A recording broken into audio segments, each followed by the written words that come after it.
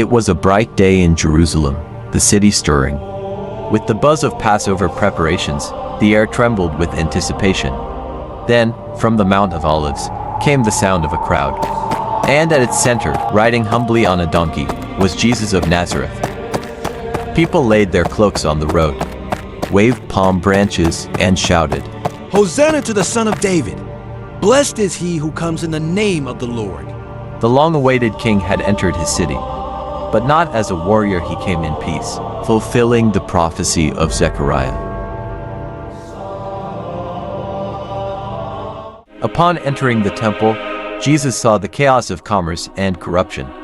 With righteous anger, he overturned tables and drove out those who had turned his father's house into a den of thieves. You turned my father's house into a den of thieves. Children praised him, and the blind and lame came to him, and he healed them.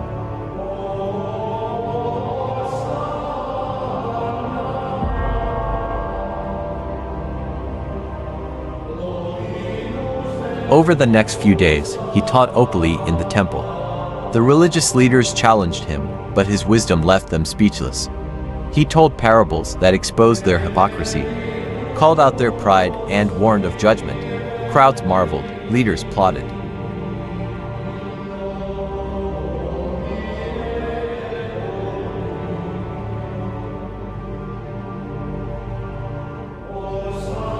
On the way back from Bethany, Jesus cursed a fig tree, an image of fruitless Israel. The next day, it withered. His disciples were amazed, and he used the moment to teach them about faith and prayer.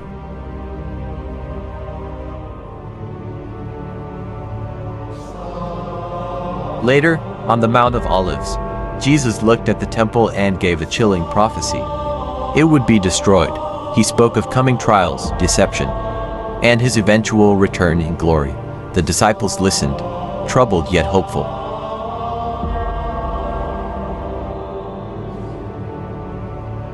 A woman poured costly perfume on Jesus' head and feet, preparing him for burial. Though others criticized her, Jesus said her act of love would be remembered wherever the gospel is preached.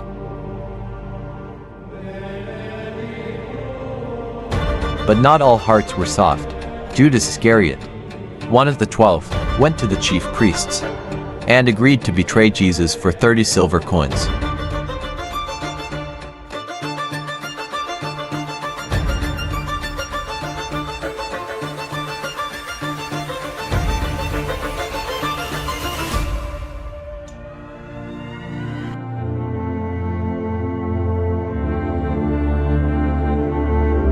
Jesus gathered with his disciples to celebrate the Passover.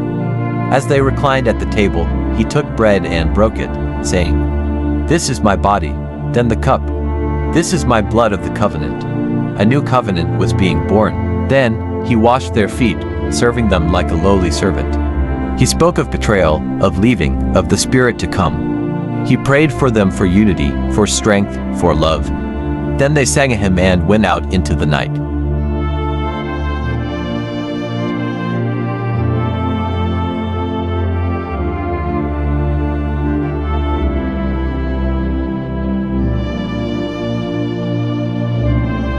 In the quiet of the Garden of Gethsemane, Jesus knelt and prayed in agony.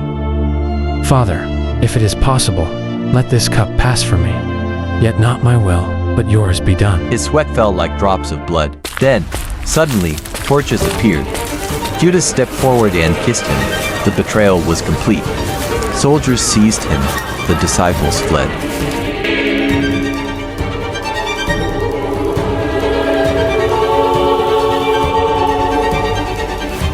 He was taken from Annas to Caiaphas to the Sanhedrin. False witnesses accused him, but he remained silent, until he was asked directly if he was the Son of God. "Are you the Son of God?" He answered, "I am." They tore their robes, and shouted and slapped him. "Blasphemy!" Away with him!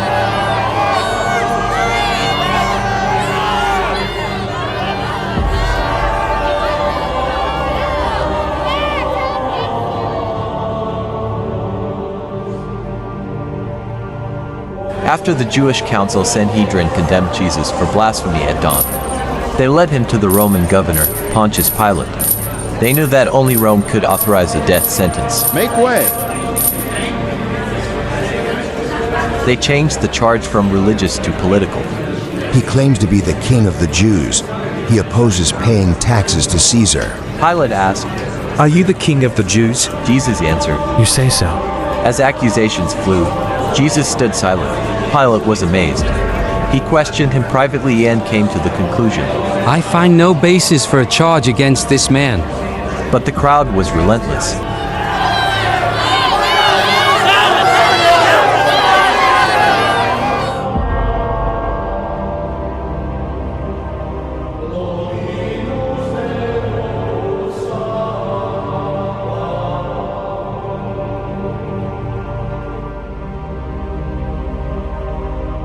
Learning Jesus was from Galilee, Pilate tried to pass responsibility to Herod Antipas, who was in Jerusalem for Passover.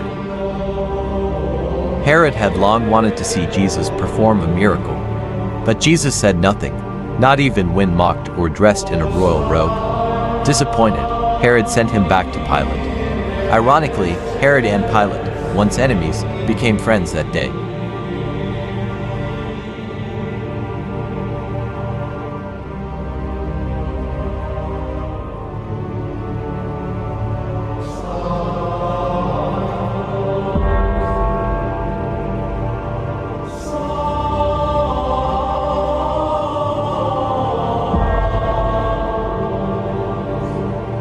It was Passover, and Pilate had a tradition of releasing a prisoner. He offered the crowd a choice: Jesus, the innocent teacher, or Barabbas, a violent rebel. The chief priests stirred the crowd. Barabbas! Barabbas! They shouted. Then what should I do with Jesus? Crucify him! Crucify him! Pilate, still trying to avoid condemning Jesus, had him flogged. A brutal Roman scourging. Soldiers mocked Jesus by dressing him in purple, pressing a crown of thorns onto his head, and sarcastically calling him King of the Jews! Pilate brought him out, Behold the man. but the crowd screamed louder. Crucify him! Crucify him! When Pilate heard the Jews say Jesus claimed to be the Son of God, he grew more afraid, but political pressure won. If you let him go, you are no friend of Caesar. At last, Pilate washed his hands before the crowd and said, I am innocent of this man's blood. and he handed Jesus over to be crucified.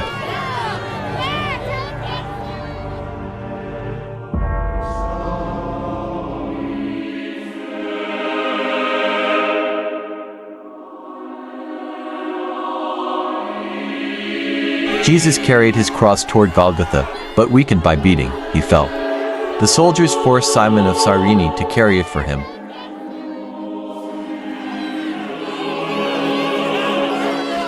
Women mourned along the road.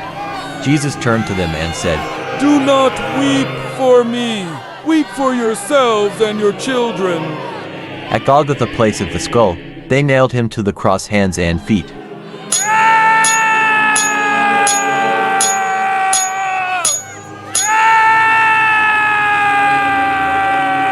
Two criminals were crucified beside him. Above his head hung the charge, Jesus of Nazareth, King of the Jews, written in Hebrew, Greek, and Latin. The soldiers cast lots for his clothing and mocked him. He saved others. Let him save himself. One thief joined the insults. The other rebuked him and turned to Jesus. Lord, remember me when you come into your kingdom. Jesus replied, Today you will be with me in paradise. Jesus looked down and saw his mother and the disciple John. Woman, behold your son. Behold your mother. From noon until 3 p.m., darkness covered the land. Then Jesus cried, My God, why have you forsaken me? It is finished. Father, into your hands I commit my spirit. and he breathed his last breath.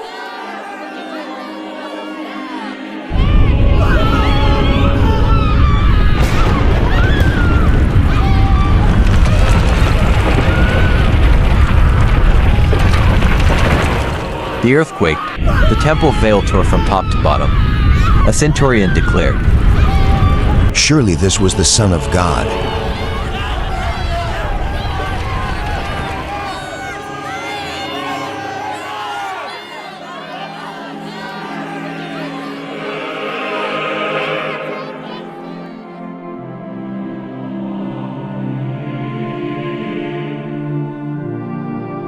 Now, Joseph of Arimathea, a wealthy council member and secret follower of Jesus, asked Pilate for the body, along with Nicodemus.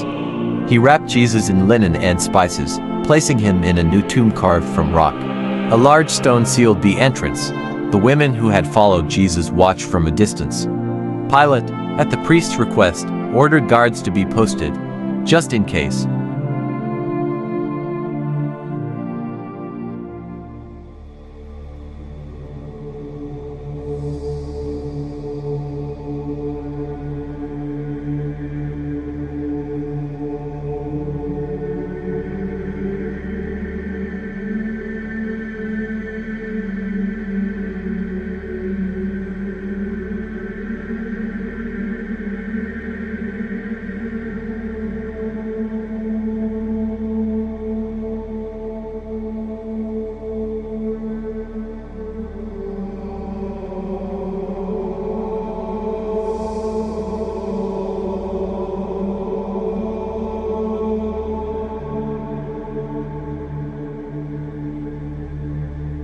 At dawn on the first day of the week, Mary Magdalene, Mary the mother of James, and Salome brought spices to anoint Jesus' body.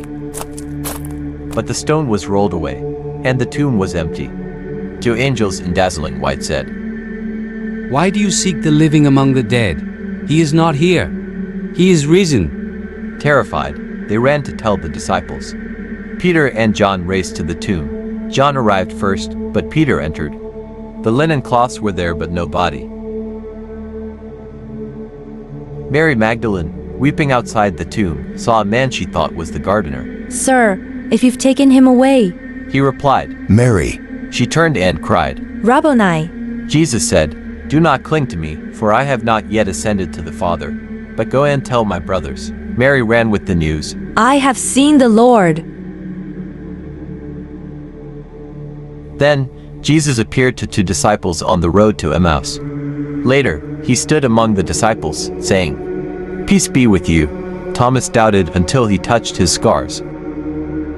And again he appeared by the Sea of Galilee. He gave final teachings and reinstated Peter.